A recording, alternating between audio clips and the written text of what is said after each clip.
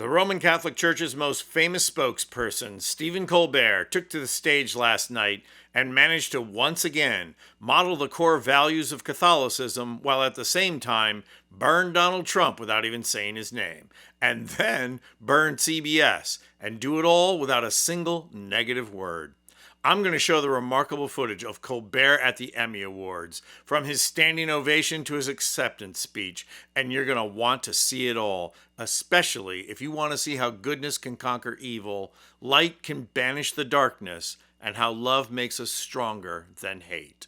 As the host of The Late Show with Stephen Colbert, the host, Stephen Colbert, has never shied away from two things: talking about his Roman Catholic faith. I think ultimately, us all being mortal, the faith will win out at the end. But I certainly hope when I get to heaven, Jesus has a sense of humor.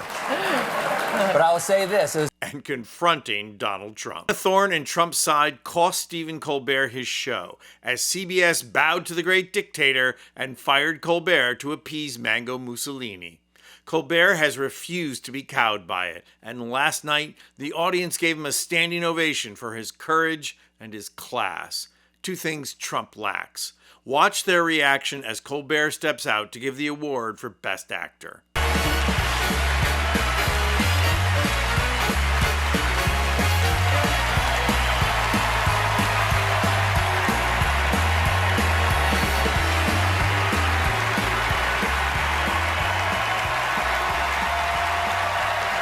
Thank you very much. Thank you very much.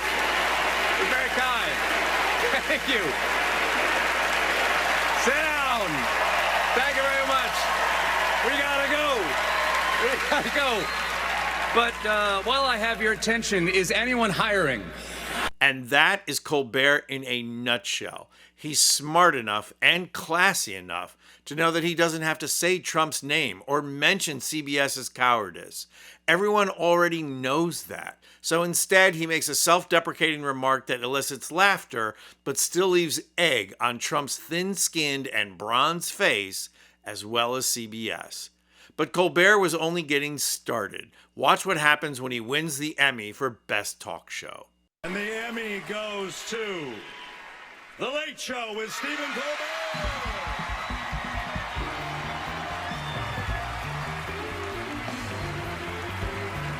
The Late Show with Stephen Colbert received 2 nominations this year. Accepting the Emmy on behalf of the team is Stephen Colbert.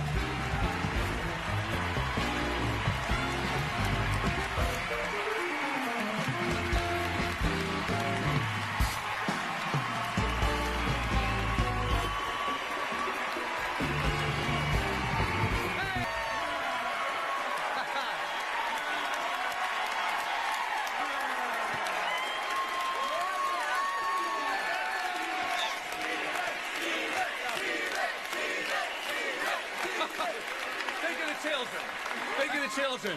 I'm going to continue to play the clip, but you just have to stop right there and point out how classic a Colbert response that was. His first reaction is to celebrate with his wife, who he clearly adores, and then to turn the moment into a shared victory with his team. There's no real obligation or tradition of bringing everyone out, but Colbert wants this to be about the team, about the community he has built, not just about him.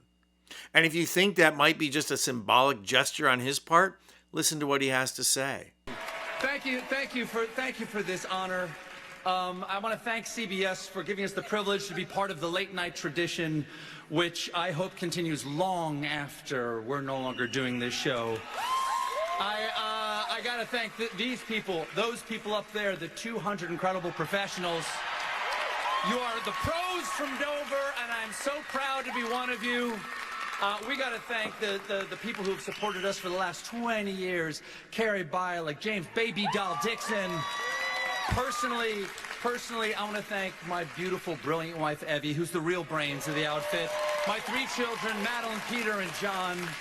I want to dedicate this to my mom and dad, her mom and dad, and a young woman who should be here tonight, Amy Cole. Right there, did you catch it?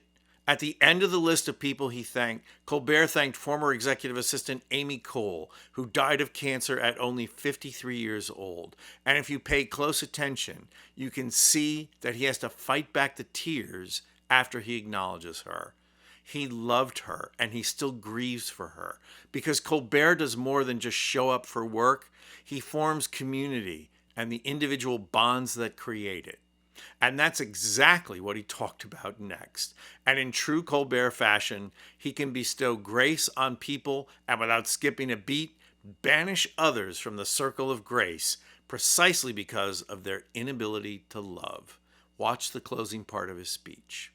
I don't know if I ever figured that out, but at a certain point, and you can guess what that point was, I realized that in some ways we were doing a late night comedy show about loss.